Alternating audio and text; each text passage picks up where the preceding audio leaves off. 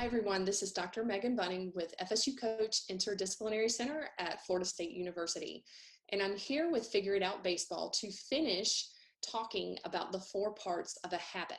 So prior to this video, you should see parts 1, 2, and 3 of a habit. And in this series of videos, we are talking about what a habit is. In video 1, we talked a lot about procrastination because sometimes procrastination prevents us from altering behavior or going out and doing something that we should. And if you watch videos 1, 2, and 3, you'll hear me talk about an example in my life just to kind of keep an even flow through the videos. So in this video, what we're going to cover is this last part of a habit.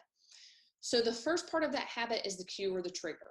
The second part is paying attention to the routine. And then the third part is how you're going to reward yourself, or what the reward could be if you were to change your behavior and actually go through with whatever it is you're avoiding. This fourth part is extremely important. The fourth part of the habit is your belief in what will happen if you do change. So this is important because if you change your habit, if you change whatever it is that you're doing, but you don't believe that changing your habit or actually going forward with the task that you've been procrastinating on, if you don't believe that it will actually be beneficial to you, like down deep in your heart, if you don't believe that it'll be beneficial or bring about the results that you're wanting, then you're less likely to actually stick with the change. So when we talk about habits, we're not trying to put a band-aid on, I need to practice more, so I'm going to go do this, and you stay in this routine for a couple of days and then it's gone. We want, when we talk about changing a habit, we want something that can be more long-term. So that fourth step, or that fourth part of a habit, is extremely important. You have to believe that changing your behavior will actually benefit you, and you have to know how. Okay, so when you think about, if you go back through the first 3 videos, I used the example of a behavior that I might want to change. And that would be to get a little bit more work done in the evenings. I've worked all day, I cook dinner for my family because they all come home, and then my cue is my toddler goes to bed and I realize how tired I am. And so my routine is I clean up from dinner, I go into my room, I change clothes, it's still early in the evening, I lay down on the bed and I watch Netflix for the rest of the night. And then I have to get up really early the next day to make up for some of that work that I could have done before.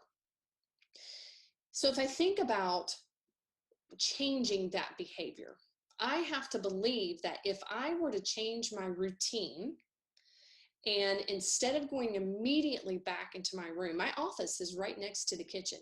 So I could easily just walk into my office, sit down for 15, even 20 minutes, just a little bit of time, and get some extra work in. And then my reward is that I could sleep in. But I have to believe that that change is meaningful to me. So if it is meaningful for me to be able to sleep in a little bit and not feel as tired and not feel as worn down at the end of the day because I have to get up so early, if that belief is strong enough, then I am more likely to change my routine just a little bit. Okay, so if you think about practice, if you're avoiding practicing on your own or homework or whatever, we'll just stick with practice, physical or mental practice. Figure out what the cue or trigger is that is triggering you to avoid it.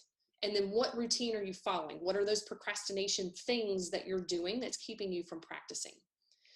Now think about, if I were to practice for a little bit today, what would be the reward? Maybe it's the reward of maybe I get better, or maybe it's I'm going to go practice today and I'm going to reward myself by eating some ice cream, or I'm going to reward myself by playing my video game tonight or watching Netflix tonight. What is meaningful to you? And then you have to think, if I practice, if I change my behavior and I practice today and I do this instead of procrastinating, do I really believe that it's going to be helpful for me to get that extra little bit of practice in? And if you do, then you're going to be more likely to change. So then how do you change?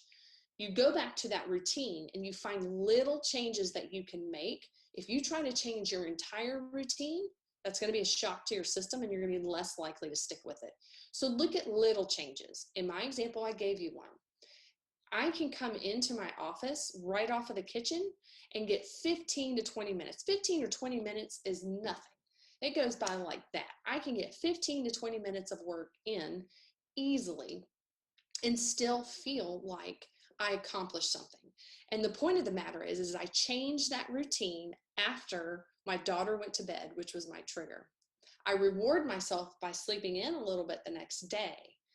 And I believe that that works best for me. So when you think about your routine, where are little changes you can make here or there, because that you can reward yourself for making those changes or see the reward, but you've got to believe that making those changes is going to be useful to you. That's the key. Step 4 is the key. It's got to start with the belief.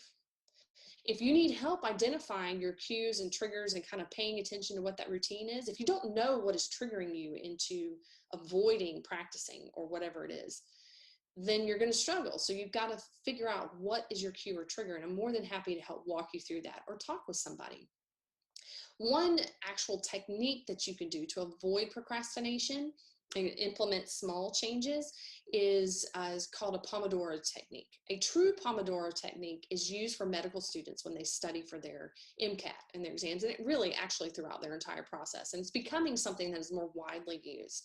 But a Pomodoro technique essentially is a true one, is where you take 25 minutes of fully focusing on whatever the task is that you're trying to avoid. All right, so if I'm practicing, I'm going to go out and I'm going to practice for 25 minutes. I'm not going to do anything else but practice for 25 minutes. I'm going to stay focused and in that moment. Then you're going to give yourself 5 minutes of a break. In that 5 minutes, you can go walk to a different area. You can get on the internet. You can do whatever you want to do within that 5 minutes. And then when that 5 minutes is up, you start another cycle, 25 minutes. So it's 25 minutes on, 5 minutes off.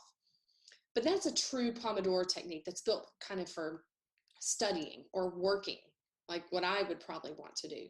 You may say, well, even if I can get 15 minutes in, so try it.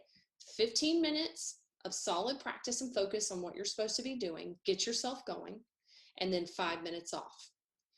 And start and play with the cycles. It doesn't have to be 25 on, 5 off. It can be 15 on, 5 off. It can be 10 on, and then I'd say like 2 or 3 minutes off. Something else to keep in mind is the 5-second rule.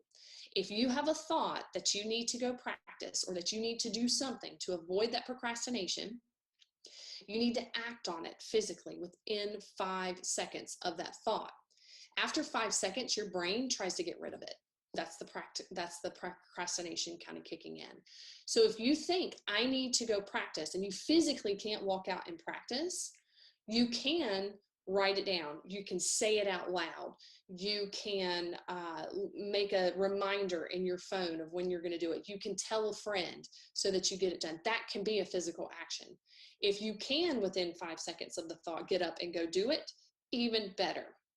All right, so 2 techniques, the Pomodoro technique, which is that cycling of you're in the moment, you're doing it, and then 5 minutes off or however long, and then the 5-second rule. Within 5 seconds of having the thought of doing something, take some sort of action on it. Not just a mental action, it has to be a physical. Writing it down, saying it out loud, actually going to do it is the best. So just to recap, this series of videos covered the 4 parts of a habit. Go back and see videos 1, 2, and 3 for the cue, the routine, and the reward. And then this was the 4th video on belief, which is the most important part of being able to change a habit. I'm Dr. Megan Buning with FSU Coach Interdisciplinary Center at Florida State University.